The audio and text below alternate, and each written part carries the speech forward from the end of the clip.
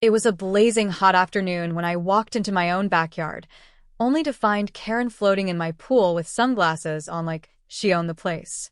I froze for a second, then asked, "What are you doing in my pool?" She rolled her eyes and said, "You're trespassing.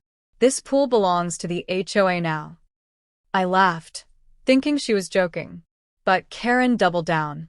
She waved her phone at me and threatened, "If you don't leave, I'll call the cops." Before I could even reply, she actually dialed 911. Within minutes, a squad car pulled up outside. The officers walked in, confused. Karen jumped out of the pool dripping wet, pointing at me. "That man broke into my community pool," she screamed. I calmly handed the officers my ID and deed papers I always kept in a folder for HOA nonsense. "Officers, I own this property. That's my pool, my yard," and she broke in through the side gate. The officers turned to Karen. "Ma'am, do you live here?" She stammered.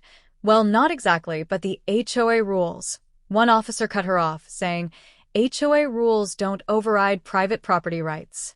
You're trespassing." Karen's face went pale. She tried to argue, but the cops had already seen the security footage on my phone showing her climbing the fence with a flow tie under her arm. The officer told her, "You can either leave quietly or we'll take you in." Karen sputtered something about community rights before wrapping herself in a towel and storming off down the street.